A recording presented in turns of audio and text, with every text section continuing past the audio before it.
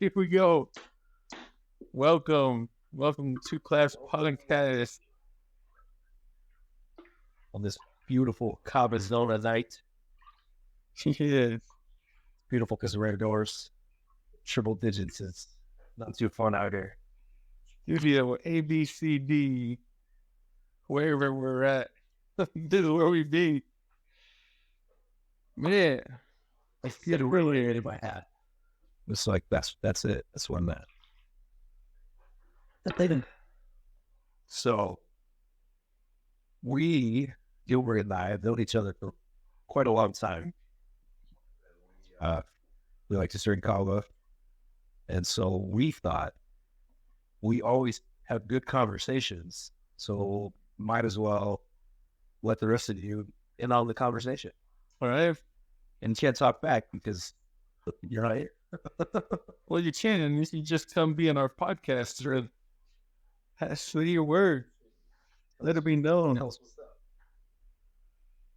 Yeah, so this is it. Two Klapz Kava podcast. So, like you said, we talked about what was great about Kava. He was always like, "Oh, what's my favorite sound?" Clap. Yeah, it's true. Even when it's getting towards the end of the night, I don't know how I still melt the up. It's good. Yeah, I'll take it. You look out to sleep and you were like, "Oh, two Klapz." It's time to get up for this. Specific. I mean, anybody who has gone to a Mixx, they have seen these kind of people. The ones that they got all kinds of stories to tell, or the ones that, like you said, they take a cup, barely open their eyes, and everybody's just chilling. And then when someone claps, then they got the cup ready to go. Then you got the ones who like hell of a bunch of candy as a chaser, and you're like, dude, I just laid that down for everybody, not just you. What's the shrink? When you go to the Mixx, should you eat before the Mixx? Come a little starving, have a nice foundation. I don't like to eat before. If I know that I'm gonna mix, I'm not gonna eat. I'll eat after, but beforehand, I mean, maybe something small. I don't know. I mean, we're not going to say no to dinner. Clearly, I don't say no to dinner. Yeah, like it's funny when you meet people that mix for like the first time, where like they're still in their first couple of years. How they're like, "Oh yeah, I don't eat." Like, "Oh, bro, you gotta eat," because afterwards, like the next day, if you didn't eat, like me personally, yeah, if I didn't eat right after the Mixx, and I just went to bed, I wake up, I'm not as productive now when I eat before I go to sleep. And my stomach sometimes is upset if I don't eat at least something. There's sometimes where I'm like, dude, I'm too tired. I'm going to sleep. And then I wake up and so I should have just eaten. But yeah, I always say eat something. Even if it's a slice of bread, just eat something when you're power mixing. Oh man, one of my favorites is that Dunfuak. Oh man, that's sweet. Well, that knuckle, right after. Oh man, sometimes I don't even know what I'm doing after the Mixx. But then they got that sauce out there. You got some taro, get the salt on all of it, and then I don't even know if my eyes are open. Just going to town. Well, so it teases me that my eyes are closed. This is how I enjoy meal right now. Well, I would say you got to eat something. Definitely eat something. Because if you don't, I don't know. They're just I feel like I'm drained the next day for whatever reason. And I've been drinking Kava for like 23 years now. I'm a little bit. There's a little you can't tell by my hair, but everybody thinks it's just black. No, there's some gray in there. I'm not gonna lie. I have 5 daughters, so the gray keeps coming the more as they age. Oh, it would be kind of weird if you were young and had 5 daughters, huh? A little bit. However. Well, it's funny because like you've been drinking Kava for 23 years, and 23 is how old I tell everybody I am. I'm thinking if somebody can't believe how old I am, my daughters are quick, but that's not how old he is. He's in his 40s. I'm like, hey, you know what? They didn't know that. They're not going to check my ID. You can let it go. Man, you're about to have 2 adult kids. Yeah. That's wild. That's pretty crazy. Because I'm many years away from that. Many years. It could be like 2 years, but who cares? 10 years away. Many years from admitting it, or many years. I don't know after that. That's 2 different stories. Well, it was one of my father-in-law, right? He was like, when I was approaching 30, and he was like, you know what's great about like being almost 30? You're almost 30 for like 5 good years. Because when you're like 28, you're almost 30. Yeah. When you're 32, you're almost 30.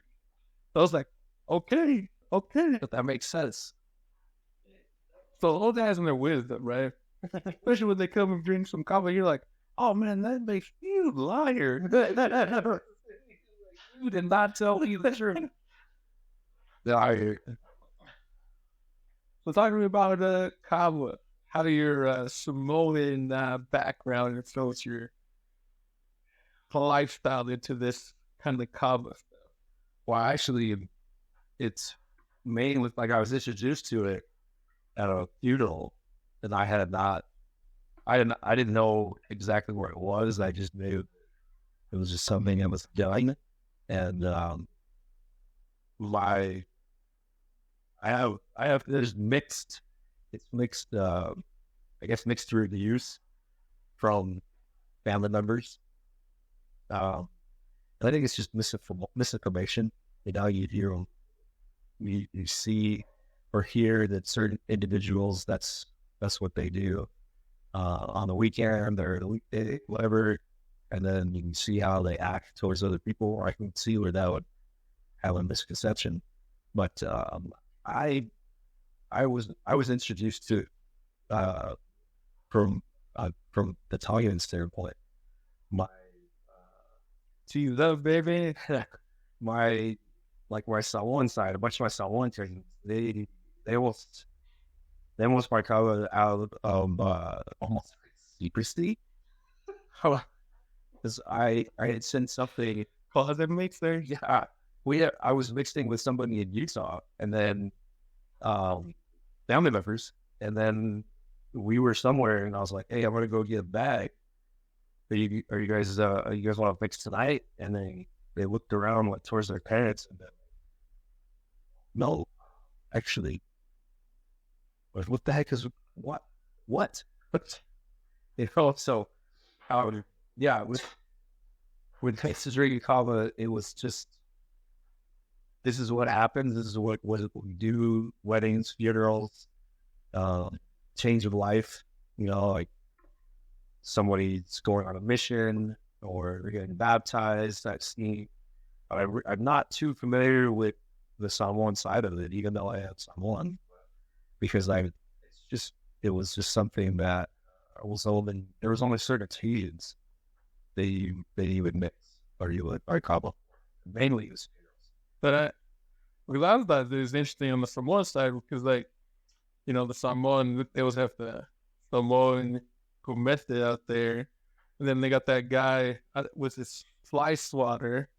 I always thought it was fly swatter because they was like growing up just doing the culture dances, you know, the slap dances for all the mosquitoes. So I thought it was the mosquito swatter. Oh, but then it was like, oh no, that's like the talking. Yeah, that's called a fuye. What is it? It's I know that it's primarily for the person that is kind of I don't want to say that the talking chief, but kind of. And there could be more than one at a gathering. But to my knowledge, it's reserved for certain families, for certain individuals, within every village. So when I got a chance to go to Samoa 10 years ago, it was just really cool to see of all the stories that my dad would tell us.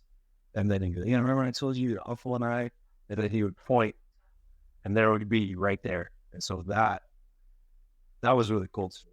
And I was might sound weird to a lot of people, but they had tombstones of their family members just right outside their yard.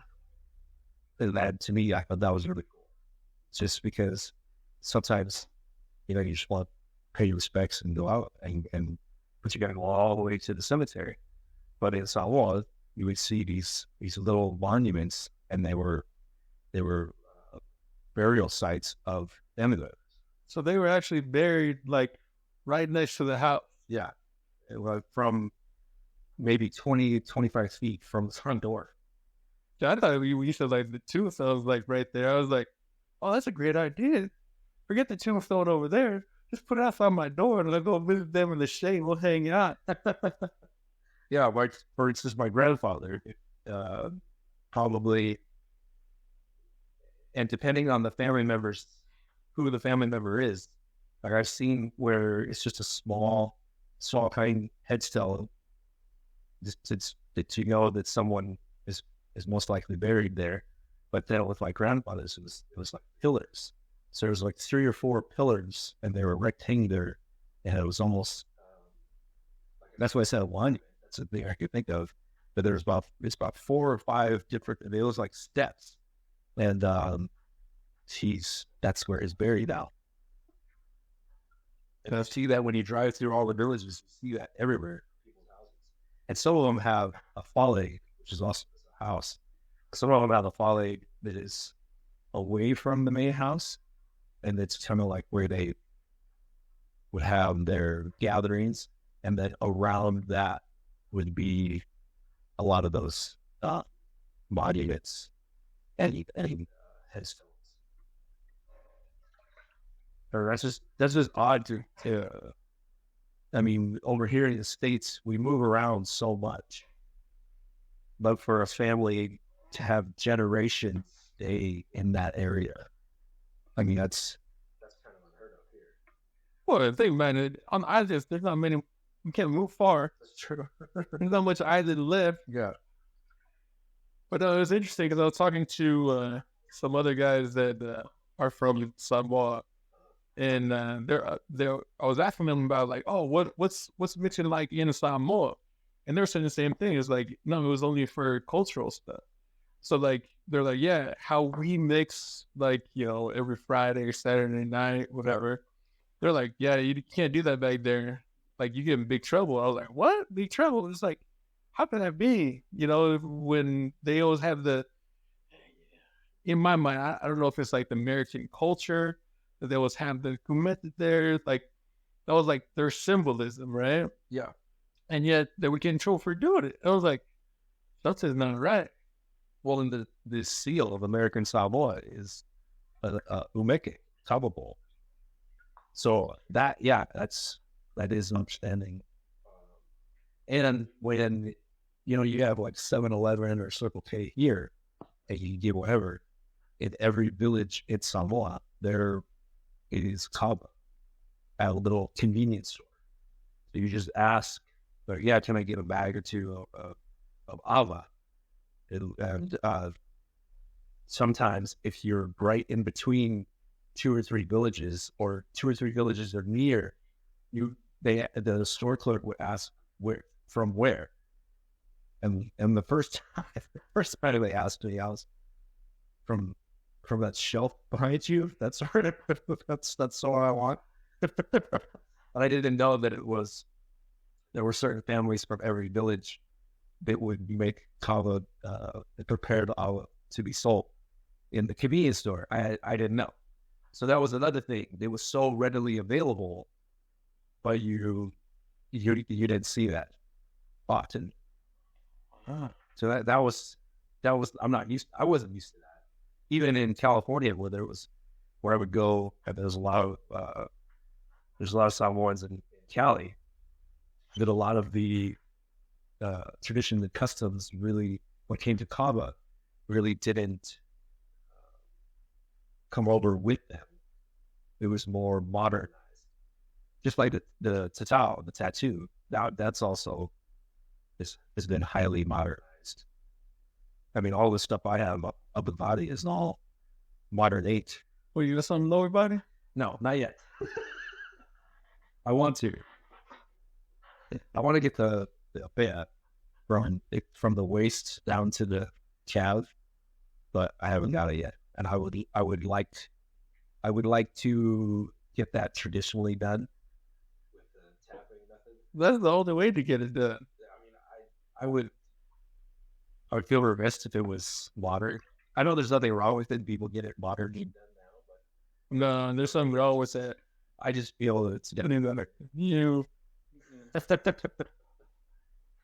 I always see on other, like, the Sulap-based come to certain tattoo parlors, and then sometimes they're using the old school tapping method, and then there's sometimes there might be somebody over here getting it done traditionally, and then right next to them is just a modern, yeah. So I don't know. I feel like it would have to be traditionally done. Yeah, I think if you're American in America and you're gonna go get it traditional, because like you've had all the comforts of all this world, and then to like just go get it the regular side, like I think you could do something culturally, right? If you're gonna show off your culture, tell people your like true experience. Yeah, I would definitely. That would be definitely something. I don't know if it's going to happen, but I just knew when I first started getting tattoos that if I ever got a traditional Samoan tattoo, it was going to be done traditionally. If it wasn't, I knew that wasn't going to have the motorized pen. So and if I'm going to get that traditionally done, because that's more common. A traditional tattoo, in terms of traditional tattoos, I would have to, for my families, I would definitely feel almost like I betrayed them if I did it. And then for years, I used to think, well, I didn't know the language. Well, I got to know the language. Because if I don't know the language, then that's a disgrace as well. And then I'm finding more, it's not. As long as you carry yourself the way your ancestors want you to carry yourself, then it's not a disgrace.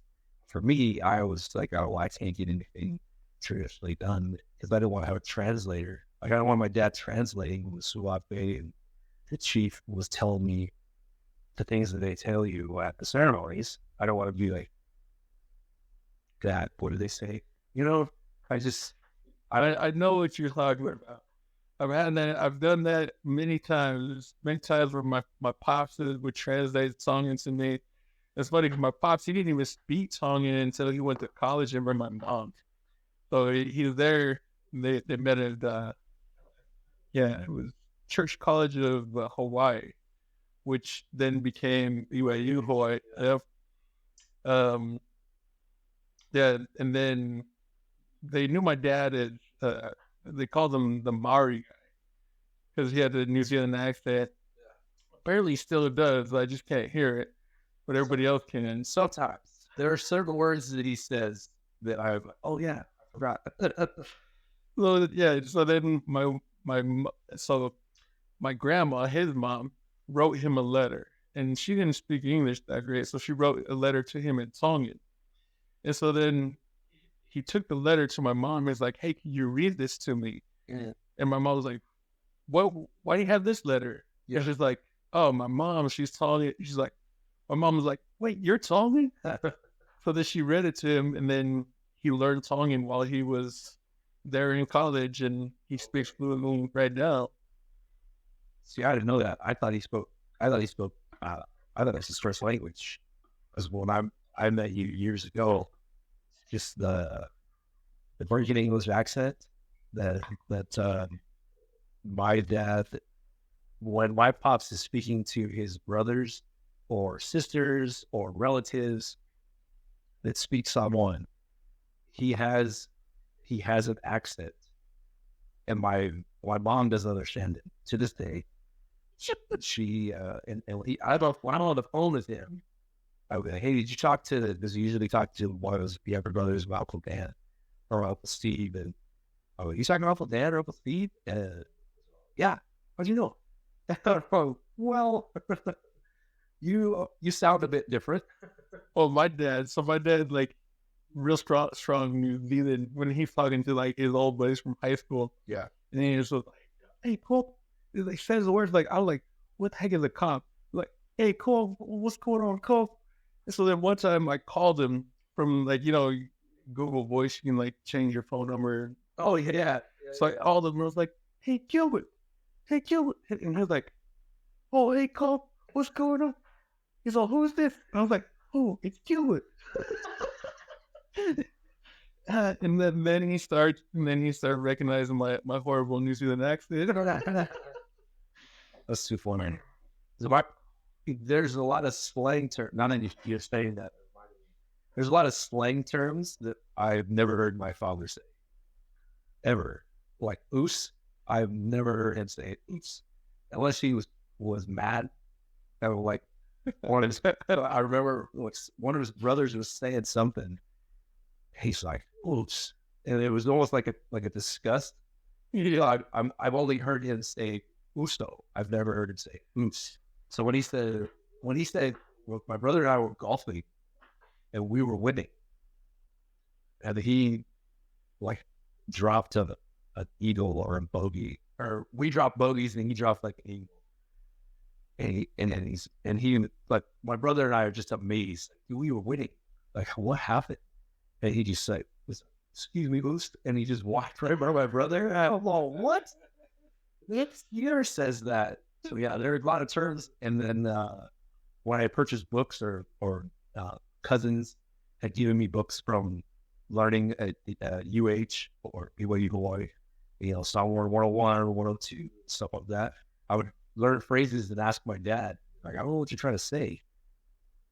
Are you messing with me, or is this? Or you really don't know what I'd say?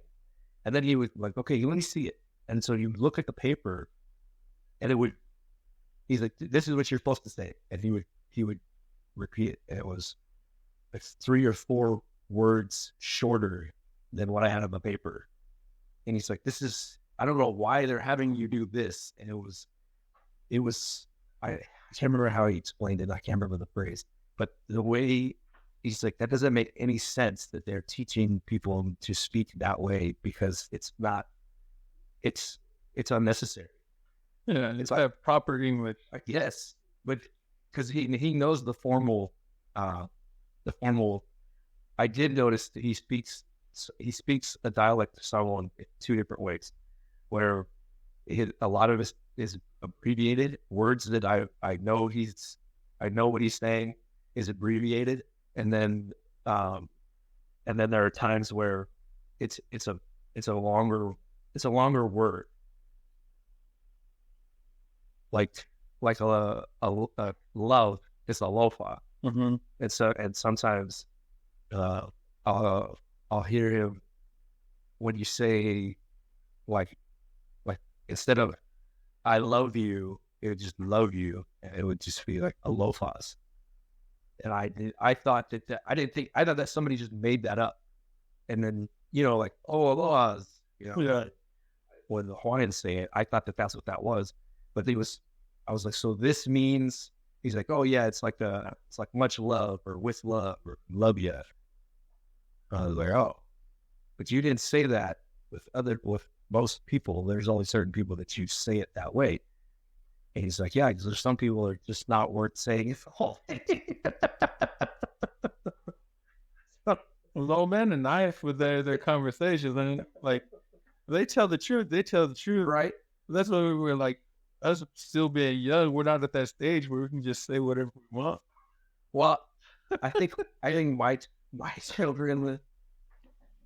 children, and my wife would beg to differ because they said that I guess it's because I would like people to be honest with me, and sometimes the honest route is a little crass, if you will. And so they just be like, Ryan, he just doesn't like it. And it's not that I don't care about other people's feelings. I do care about other people's feelings. It's just, I would like you to be as upfront with me as possible. So I try to do that in return. But sometimes people that don't know me, they're like, man, this guy's a jerk. Well, that's a good thing in life, especially at the Mixx. You need to say this stuff at the Mixx to tell people, like, hey, I really like the way that you banter back and forth with me, especially when I know you're lying. Because there's so many guys out there, you're just like, oh man, never met this guy before. But then you're like, he is 100% lying to everybody. Yeah. And you're looking at him like, huh, catch him off guard. Like, in my profession, right? Not many polys in my profession. Right. So you'll hear somebody like start saying something and I go, oh, okay. And I'm listening and I'm like, guys, don't listen to this guy. And they're like, well, what do you mean? Like, don't listen to like what he's saying is not true. You should not want to do that. Yeah. Sometimes they need to be told that they don't know what they think they know. Like that, or Princess Bride.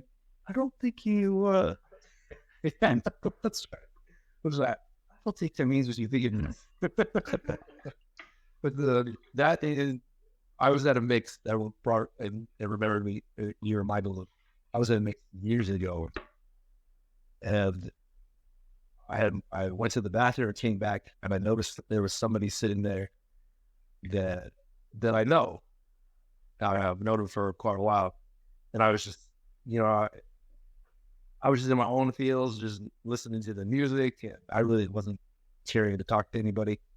And then I heard him telling these elaborate stories, and I was like, wait, did that come out of his mouth? Sure enough, I'm all, that didn't happen. And he almost looked up like, yeah, it's his fault. And then he saw that it was me, who I've known him for a while, and he kind of like, yeah, because I was just playing, guys, like, oh my gosh. Got him. Got everybody in this room. That was pretty funny. The first reaction of his face was like, did he want to throw hands, it looked like? And then I just gave him a look back, like, dude, you can't. I mean, if you want to lie, you want to lie, but I know that didn't happen for sure. And then he's just like, because I was just messing with you guys. Like, that didn't happen. You sound like I know who you're talking about. It sounds like you're talking about your brother, rest in peace. How? No, he does stuff like that, but no, that was not him. So I would have been more of a call out if I said something to him. Then you are throwing hands. Yeah. There's a certain point where he wanted to throw hands. Man. Yeah. Although that guy, he's actually the one who introduced me. Well, let's see. Like, when you think back to like one of your favorite memories or experiences, like, what's the favorite memory or experience of drinking Kava with him? Man, it was before I got married. Because I was debating, like, I liked this girl. I was thinking about, we were talking about marriage. And I was thinking, did you marry that girl? I did. I tricked her into marrying me. Well, that's a good thing to know, because, like, when you tell your story, everybody's like, "Oh, sure, listen to this." It's like, "Oh, it turned out the right way." Okay, yeah. We were dating, and he actually introduced me to her in the first place. Well, he was like, "Dude, you like her, she likes you. Just what do you got to lose?" For sure, it wasn't like, "Hey, be my wingman. I got this other girl you got." Well, that happened before my wife. Actually, yes, that did occur. because Thal. But we were mixing, and he's like, dude, how's it going with you, Trisha? I'm like, it's going good. I don't know, I don't know if we're like, I want a future, but I'm not sure, this, that, and the other. For whatever reason, I was having trepidations. And like we were almost done. It was just him and I. We were almost done with the ball. And we were just like, should we go get Philly beans? Should we go get Jack in the Crack? We were just thinking about it. I don't know why anybody want to eat at a place called Jack in the Crack, but it's Jack in the Box. I always call it Jack in the Crack. I don't know why. Like everyone's that'd be cool. Go drink Jack in the Crack. Now in Salt Lake, that sounds like they go on the Jack in the Crack and waiting 30 minutes, 40 minutes, just to get even one. Oh my gosh. Jumbo Jack with filling. So I went. So we were talking. I was still thinking about, because we've been mixing for a while, so I'm still thinking about exactly what I was. Just, you want her, she wants you. Be glad that somebody wants you, bro. And I was like, oh yeah, that's true. That's a good point. Be grateful. Yeah. Like, she wants you. Then he was like, she's a good girl. Like, none of these other bitches that you hang out with. Whoa, like, whoa, it's just like that, man. Yeah, straight up. Well, he didn't beat around the bush. He talks like what? And maybe that's why we got locked on show. But yeah, he stepped back and he's like, man, ain't none of these hoes you been messing with. And I was like, whoa, wait a second. I didn't mess with them. And then he would look at me and he would just kind of give me a look and then like look away. He was definitely one of the few that I couldn't BS him. Because being BS a BSer. Yeah. There's some lanes that people go to, but him, nah. Yeah, you just throw hands. It was quite a few times where I was like, did you just say that to me? That's hella messed up, man. I would, in front of all these people, and then he'd be like, yeah, because he's solely like my brother. So I'm like, well, that's still all, brothers fight too, Brothers fight too. I don't recommend fighting older brothers, especially like the taller culture. Man, it's so bad. Like, Tongi culture, the older brother just gets to beat up the little brother. And that's Tongan culture. And that's Tongan fighting. Like, a lot of the younger brothers, I think they're tougher than their older brothers. Don't come at me, bro. But I think disclaimer. I think the younger brothers are more because like they're just used to getting beat up. Yeah. Like that's the thing. Like the respect that they have for the older brother to just sit there and take the licking. It's like, and your parents, go off on you. You just gotta sit there and take it. Yeah. And then when they're not there, it's the older brother just sit there and get it for you. But they do that because they say, "Oh, I do it because I love you." Yeah. A lot of times, the older brother, I remember them taking a lot of beatings for the little brother. So it's like I understand that. Yeah. Okay. Yeah, I definitely took a lot of in Samoan culture. It was sasa. I definitely got a lot of sasas because of my younger siblings. I had no clue, but I just knew that I could take it, and they might not be able to take it. So it was just easy for me to be like, yeah, I did that. There's countless times. So I don't know. It was just, it always came second nature. When I would hear my mom, hey, well, who did this? No, it was me. Sorry. I don't know. It's just something that I did. I think it's because I didn't want my younger siblings to get in trouble like that. Mm-hmm. So I just was like, yeah, whatever. I'll do it. I'll take it. It really didn't. It didn't. I didn't have any thoughts of, yeah, I would do this differently until we became adults and some of my younger siblings chose to say and do some things that I'm like, wow, that was out of left field. Where the heck did that come from? So that's when all of the upbringing things that happened, I'm like, man, there's this, and this that I took for you, and then you're gonna go and say that bullshit about me. Okay, thank you. So this is the interesting thing, right? So when you're a kid, you're raised one way, but then when you're an adult, you're the parent. Now you're the father, right? Right now you're the father. What are some things that you are raising your kids differently than the way that you or the way that you wish you would have been grown up, raised as? I don't use the laying on hands like because you got all them girls, man. Well, I don't know. I don't have any daughters. That's just me. If I had daughters, I was like, man, my girls, I'd probably be holding all of them right now, and they'd be like 16, 17. Okay, we're walking around. Daddy's holding you, baby. Well, my oldest two, I don't never watch me hugging me anymore, so I feel like I have to ask permission to give them hugs, and so with my younger two, I have a daughter who's 6 months old, but my younger two that are 10 and 8, I don't have to ask for a hug. If I just stretching and they're within distance, they'll come and give me a hug. And that's how it used to be with my other two. But it doesn't. I mean, I guess I understand somewhat. I just if I could have paused for a moment and then appreciate. I mean, not that I didn't appreciate all of their affection, but once it wasn't the amount that I was receiving previously, it was I wasn't ready for that. I was not ready for that at all. I wasn't ready to go from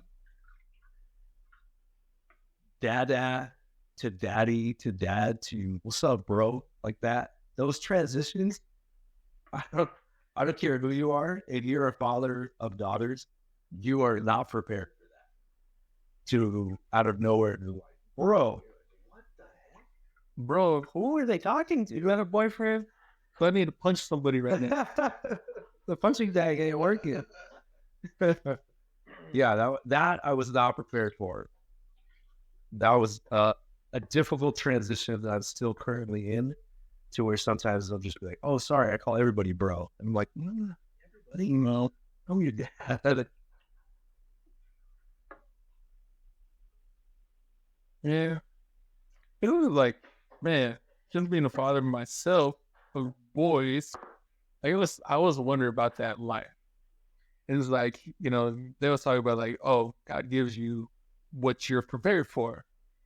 And I just feel bad for any girl that I was supposed to have right now. It was like, dang, I probably wouldn't have made it. I would have been in jail or somebody would have said like, no, your daughter's ugly or something. And I would have went off. I don't know why I didn't get any girls, but I can't complain. My boys, they're not. I always, for the longest time, I thought I was just destined to be a girl dad until my son was born 3 years ago. But we had just girls. That was it, 4 girls.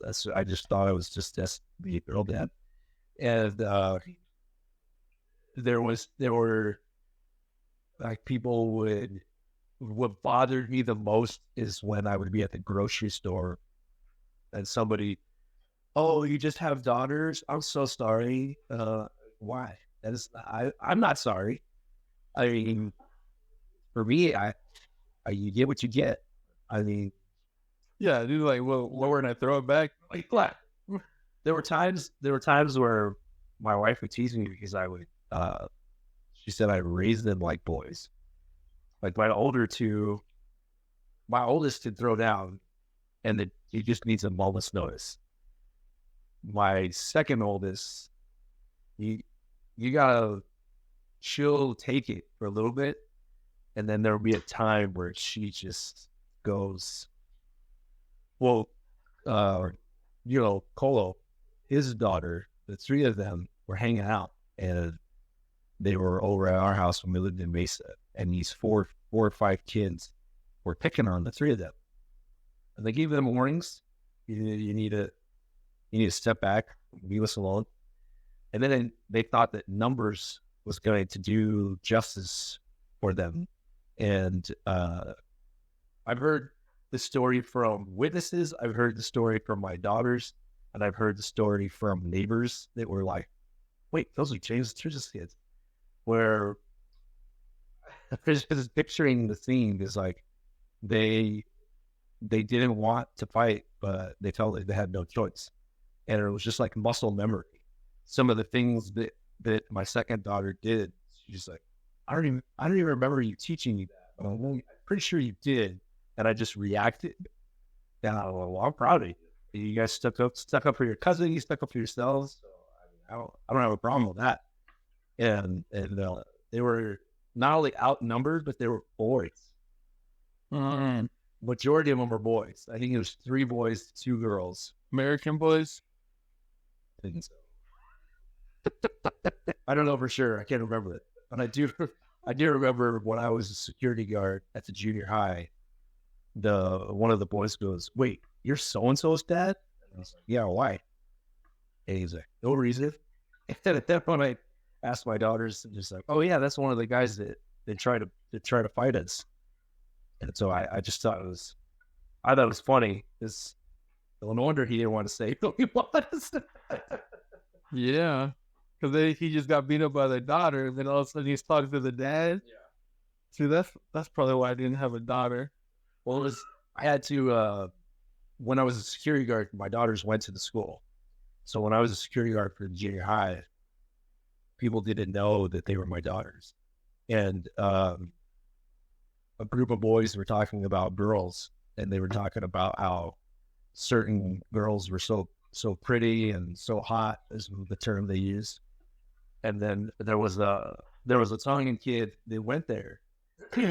Not only did he know me, but he knew my girls. And he's sitting over there, biggest smile on his face, just letting these kids talk. And then I was trying to think, you're the security guard. You're not dad right now. And I kind of just exhale. And this kid goes, and you ever seen her dad? And because 2 of the boys knew that I was the dad. And no, I don't think I've ever seen him. I remember their mom. And he's like, oh, because his dad's right there. Like, are those your? Yes, she's my daughter. And yes, she's also my daughter. And the kid just, oh, well, I'm sorry, sir, but I really enjoy their company. I'm like, this kid. Extra attention. Ryan. They don't even know how to take that as a compliment. Because, like, once again, I don't have girls, but like, my mind, like, me had grown up with 6 sisters. It was always like that protection mode. Yeah, I was always in that protection mode. So if I heard somebody say like, "Oh, I really like special attention to you," I'm like, "What?" Like, yeah, I think it would have clicked. And it was like, blackout. Sorry, everybody. All you see is red. Yeah. Well, I've tried to not be that way. This is my. Well, you can be, because if that doesn't happen, you know, that one day, and then all of a sudden you're not there. I think that's why you have all the girls and I don't. God knows me. He knows me. We're not a special relationship. I talk to him daily. He goes like, "What are you doing, bro?" And I go, "My bad." And then he goes, "Oh, you can't bro me, bro." There's things at the store that, like hair products, makeup. Cool. Yeah. But other people, wait, how do you know what that is? Well, I have daughters. And they can still give me a look. And at the time, I had 4 daughters. I'm like, well, I have 4 daughters. And then, oh, Well, I think back to like just growing up, right? There's a lot of times that me and my dad would just go to the store. Once again, he has 6 daughters. Yeah. So then it would be weird, and I didn't know what we were buying. But my dad would go and get these feminine products, and then it'd just be him and I standing in the aisle, and then we have feminine products on the conveyor belt going down. And then I didn't understand like why people were looking at us so weird. But now being older and be like, oh, that's probably what it. Guys don't do that. Yeah, that well, I have two sisters, and I really didn't learn much or hear of what was going on, And so when I got married and then we had daughters, my wife just taught me. So it really wasn't an issue for me. But I know I have friends that have daughters, and they're like, "Oh no, heck no, bro, I can't do that." And I'm like, well, it's your daughter. Yeah, why not? That's like, you signed up for this guy, but I can't say much because once again, no daughter. But it does remind me, like when I talked to you about like being ready to fight. Like I remember being like a teenage kid and going into the bathroom and then seeing blood, like in the toilet. I'm thinking like, oh no, one of my sisters got punched in the face. Yeah, there's like blood over here. Like, let me go fight somebody. I like coming out and like telling, hey, whoever I know, let's go. Let me fight them. Where are they at? Yeah. And then my sisters were like, oh, you're so sweet. I was like, sweet? I'm ready to fight. They're like, I'm wrapped up right now. I'm ready to fight. Yeah. Here, I guess I'm so sweet. Never understood that until, once again, I think it was like later on when I got married. And then I realized like, oh, that's what they were talking about. But it's crazy because like, growing up around 6 sisters. Yeah. And it wasn't until I got married that I finally put this stuff together. But I think it's all the culture stuff, right? It's like, they really flaunt that stuff out. That's true. I do try to teach my kids of my culture. I don't really know much about my Mexican culture or my Apache side that comes from my mom, but I do know a lot about my Samoan side. And my daughters, they know quite a bit. All of my children have Samoan names from family that my wife, straight up, she decided that with all of our kids, before we even have one, she was like, I think all of our kids need to have a Samoan name. And because I had a name, but it wasn't official. It wasn't on my birth certificate, my ID. So I think just wishing that I did, and sharing that with her is where she's like, okay, when we have kids, we have to have, and they all have Samoan names. And we changed where like 1 and 3 have the first name is Samoan, and then 2, 4, and 5, or 1, 3, and 6. I have 6 kids, but 2, 3, or 2, 4, and 5 all have the English name as their first name. We didn't switch it off because my son's name, Gary, we had his name before we even got married. We were like, we had kids. Well, what would you name? Well, I love baseball. I love the Yankees, and Lou Gehrig is one of my favorite players, so I would like Gary. And then she's a big baseball gal. Her dad played. The dad played in the minors, so she just instantly into baseball. We talked baseball. Right, the trade deadline just came up, and I told her about certain things, and she's like, "Oh man!" She always teases, because her team is the Diamondbacks. She always teases me as the Diamondbacks are the major league parts, and for the Yankees because there's a handful of Diamondback players that once they do well, then they get traded to the Yankees. Oh, yeah, well, that's what it looks like for all the Diamondbacks, like for all of the rest of the league. Like I'm looking at the rookie we got right now. Like, he's gone. Corbin Carroll. As soon as like, I'm gonna say like, he's gone. Like as soon as like it's time for a contract negotiation, he's gone. Yeah. They just don't put the money in the organization like they used to. No, but that's fair, right? Like, wow, we're talking about like Steinbrenner, right? It's like he puts the money up because he was getting a result, right?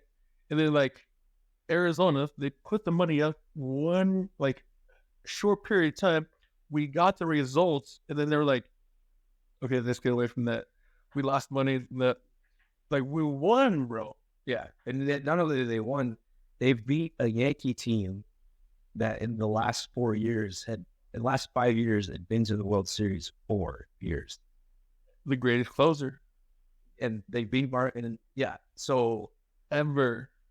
That you thought that you just because I live here, and you thought that, oh man, the pieces that they have, they're going to be, and they just took down the Yankees in 7 games. They're going to be good. Like there's nobody in the National League that can touch them, and they just proven to beat the best in the American League. They're going to have at least 2 or 3 World Series, easy. Maybe back then, that's what I was thinking. And then you see all these different things that they did in the front office. I was like, oh my goodness. But that's what Jerry Colangelo was famous for. I mean, look what he did with the Suns in the early 90s. And they made it to the finals.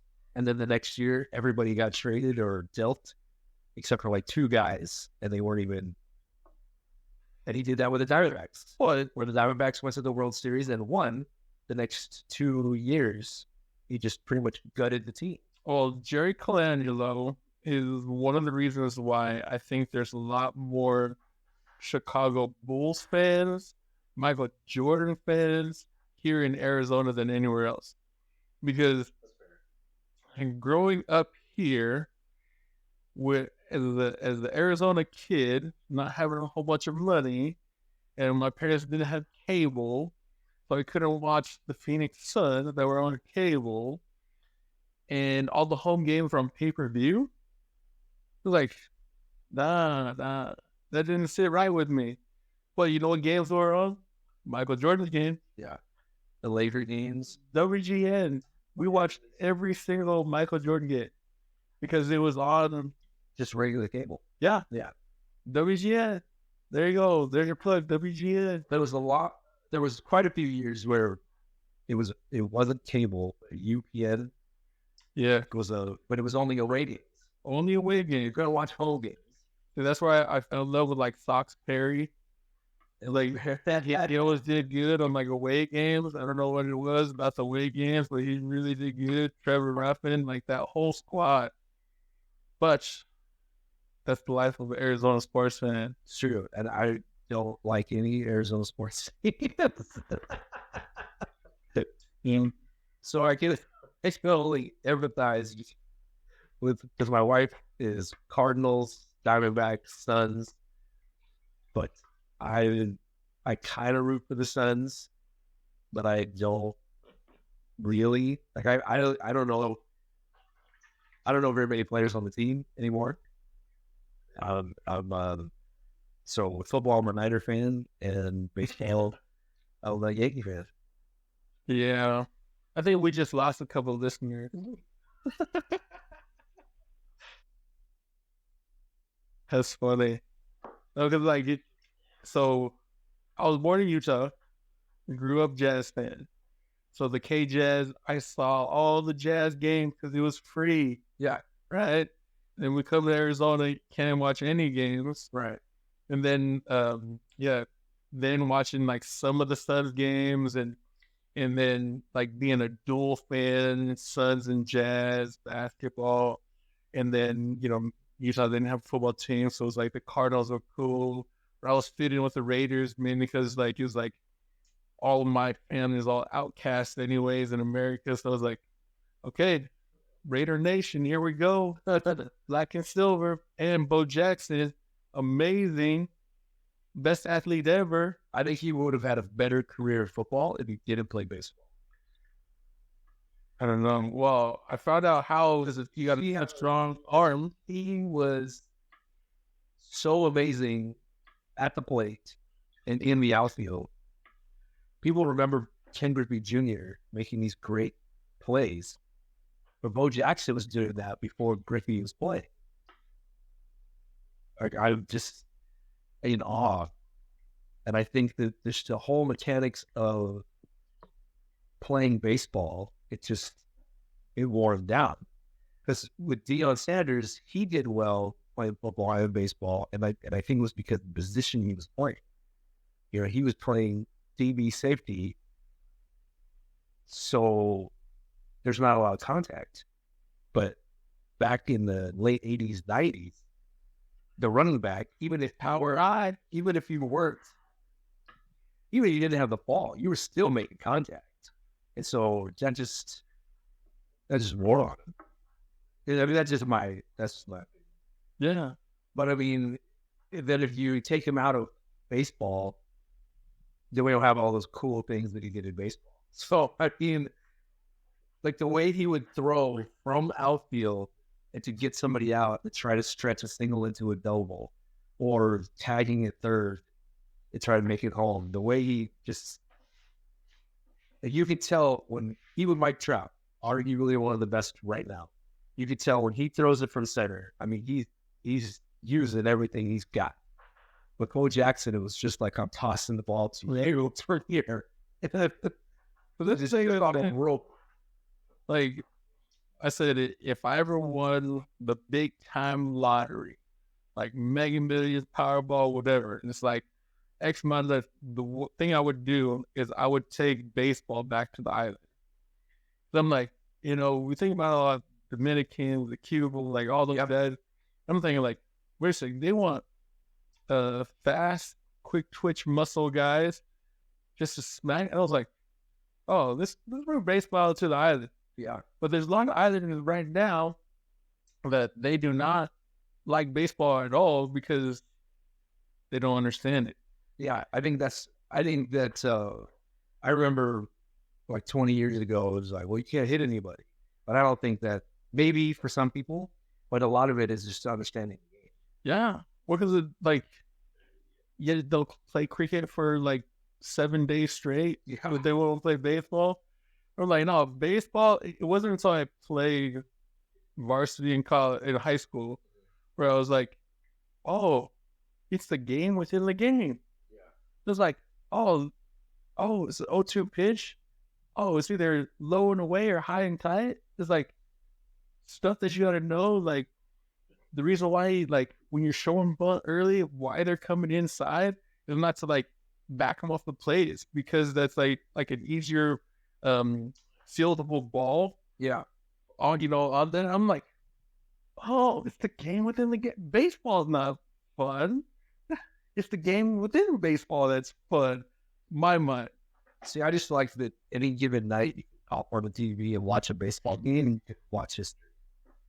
Any given night, history to be made, and it's amazing. It made me feel old when so there was a perfect game not too long ago, and it was the 4th perfect game in Yankees franchise, and I had seen 3 out of the 4. And so I started to feel a little old. And like I thought, I always try to tell my kids about my culture, just because I feel that, I mean, if you don't want to embrace it, that's up to you. But I just feel that you should at least know, what's what in the culture. Because you don't want somebody who's like, oh, your fart's Samoan, so can you tell us some things about it? And if they don't know anything, I feel like I haven't done my part as their father to share my culture. was like this, like Arizona culture, Kava culture. How would you marry those together? Um, it is it's very doable, but it's not the perfect relationship, obviously. And like I said before, it's just a lot of the misconception. The misconception is that there's a group of people that they just go to mixes to flirt with somebody else other than their spouse or significant other. They just want to feel that maybe they can hook up with with somebody else. So I think that for me, like, that's not something that I do. No. And so I think that's why it's a lot easier. Like, hey, if you're thirsty, cola. I'm like, oh, shoot. I was like, no, I know what I'm getting into when I'm mixing with you. Yeah. Because you and I are the same in that matter. Where, like, all that bull with people trying to hook up with so-and-so, married or not. Like, I don't need that. No. Don't need that. Because then it comes to a point where I didn't do anything. Ask so-and-so. He was there. You're like, oh, no. You got yourself into that trouble. No. Don't bring me in there. But if I'm not there, then that can't happen. Well, see, that's what's nice about having these different types of mixes, right? Because, like, sometimes I like going to the mix where there's like 20, 30 people. Mm. And sometimes, well, more like the majority of the time, I don't. Majority of the time, I like, 8 or less. Yeah. Because, like, after that, like, it's too much. And, like, you want to talk to people like this. Like, I want to talk to you. I want to find out what you know. I want, like, I want to gain some knowledge from you. But it's hard when they're sitting way across the room and you're like, hey, I haven't seen you in like 20 years. Yeah. They're trying to catch up, but it's like so far away. Yeah. Yeah, I agree. And I think that's the same as in there very seldom do the mixes that I had before I got married where, like, it was 2 or 3 cups because there were so many people there, and you had to follow another bucket. But I like to be around people that I am comfortable with. I mean, it's Kava. I'll drink Kava if I'm not comfortable with you. But you're not going to know me because I'm not going to open up. If someone asks me a question, I'm going to give. How boring, bro. Short answer. Don't be boring. It's a big, man. If I don't know nothing, you can't be in my circle. Go out there and say hi to somebody. I'll say what's up when I first get there. Like, hey, what's up, I'm James. That's it. If I don't know you, I'm not. I keep my cards close to the vest. Because I've been burnt. So I don't. Now I'm too young to feel this damn old, you know. Well, guys, I went into one of the Kava bars, right? And it was amazing to me to see people at the Kava bar just sitting at the bar. Yeah. Like, drinking by themselves. I'm like, to me, drinking Kava is like a social thing. It was like, absolutely. Get to know thy neighbor, know who you're working with, know, like, what's going on. And what's great is that, like, the society that comes around the Kava Bowl, it's like, people like us that have started with the negative connotation of, hey, this is a bad thing.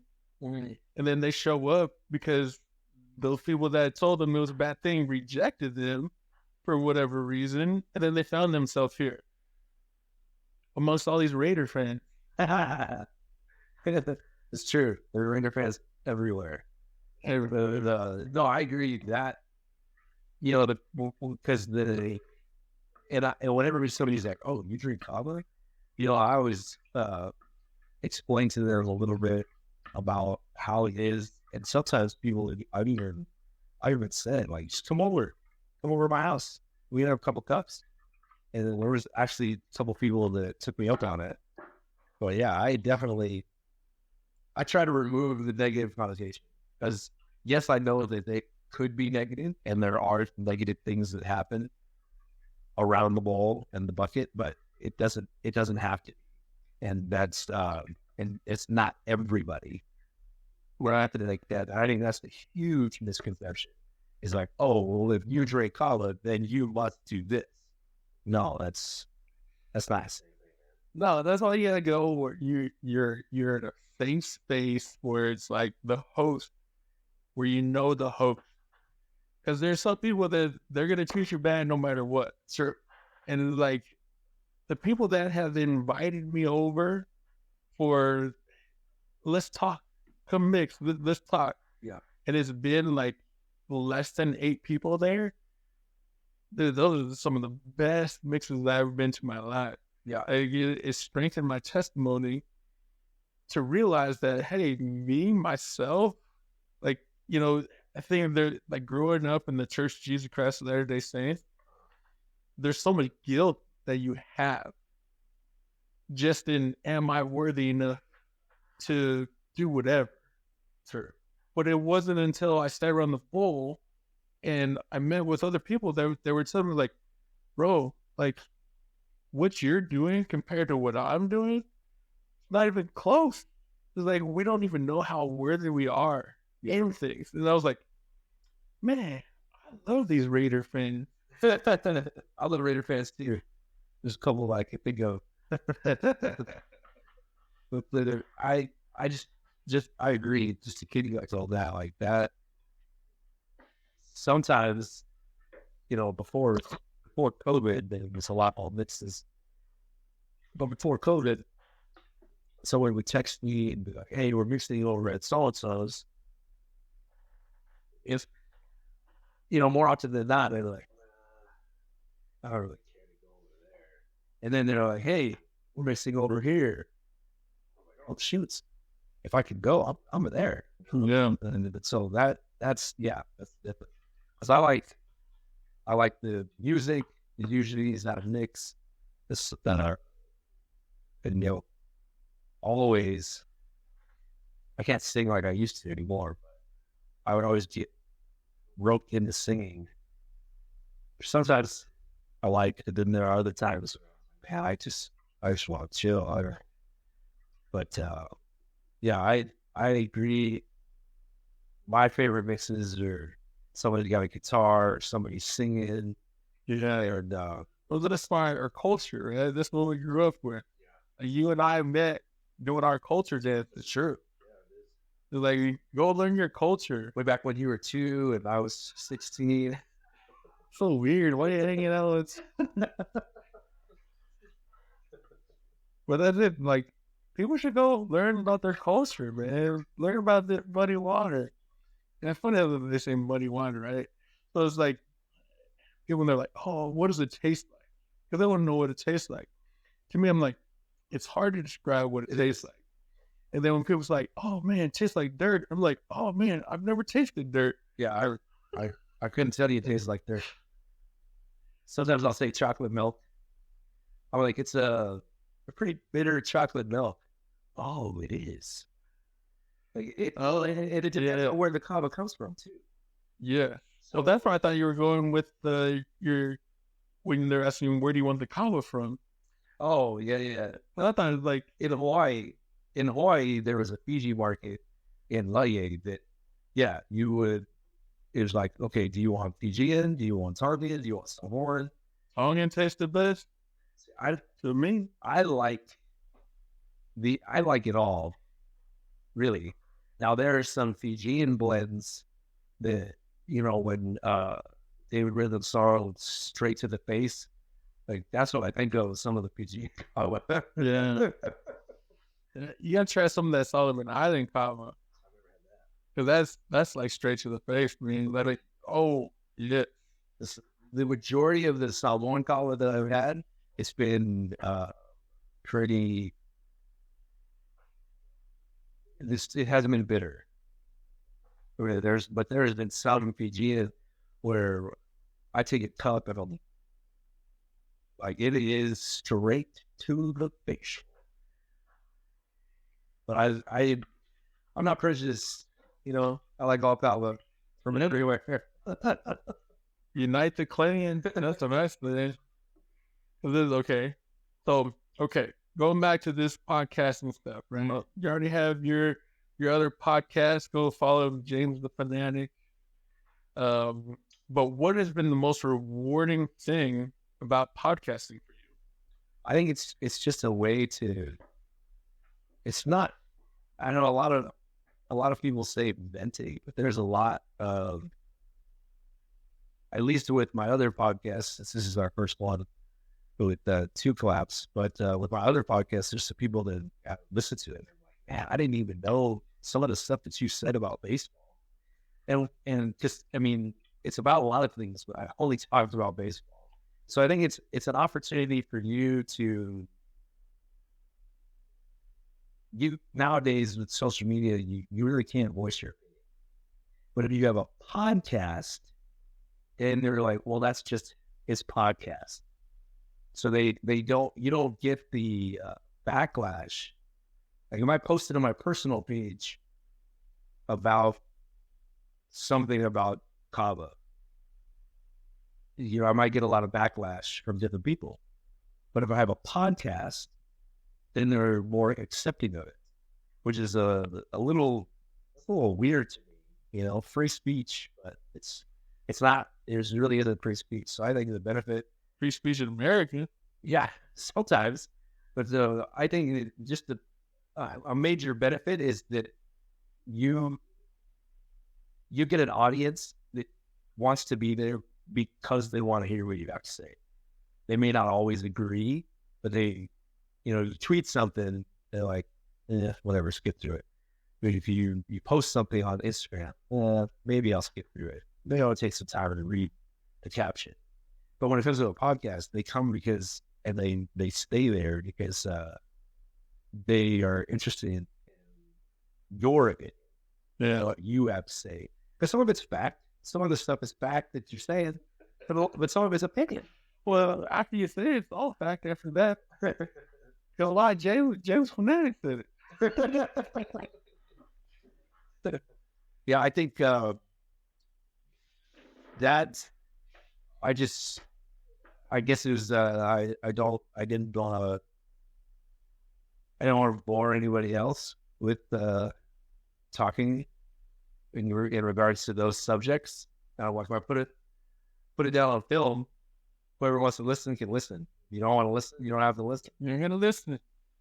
But I think with two Klapz daily, we're gonna reach an audience that at least this is my hope. We reach the audience that is unfamiliar, and not only unfamiliar, they may not know where to ask the questions. So with us, you can ask any question. Yeah, we sometimes don't have a filter that we should have. Well, it's funny because I'm thinking about all the stuff that we have ideas for this podcast, right? Like the people that we're gonna bring on. And you talked about David Rhythm, name dropping your cousin like that. I got cousins too, like American Idol winner Ian Tongi. But I'm just saying, he don't know me yet, but we're related like that. But yeah, it's like just being around a safe space where you can just let everything loose. And so when we bring on our guests, I hope that they're 100% upfront with us. We're like, hey, this is my image, and this is what I'm going to put out there. I'm like, sweet. Let us help you promote your stuff, man. Yeah, absolutely. So then, yeah. And me, with my background, professional background, there's a lot of conversations that I'm thinking, this is great to have her on the bowl. But when I go to these different places, I go mix in Utah, when I go mix in Seattle, when I go mix in California, and they find out what I do, man, educate us. Yeah. Teach us. So, yeah, I will definitely let everybody know what I know. If you have an idea you, like the listeners, people watching this, have an idea of who we should interview, send us a chat. Instagram. What else do we have? Instagram, TikTok, email, Twitter. Yeah. Still Twitter? Is it X? They finally changed your name, or I know they got rid of the social media, but Oh yeah, that's right. yeah, I think it's still Twitter. well, you can follow us on that thing too. But yeah, then like we're just wrapping it up because we're at the end of the bowl. But we hope that you want to be one of our guests as well. Because like I was thinking, like people don't really know like their true value, and like you're important. Your opinion matters. Well, you went out and you had these experiences that I never had. True. Come share. Yeah, absolutely. It's a platform for you to not feel judged. Oh, you're gonna be judged. Well, But I'm not saying I mean by us, because I don't judge nobody. But yeah, I would definitely agree with that. yeah. Well, thanks everybody. There's 2 claps, clapping out. Here we go. Baby. Peace. Thanks for listening. Yep.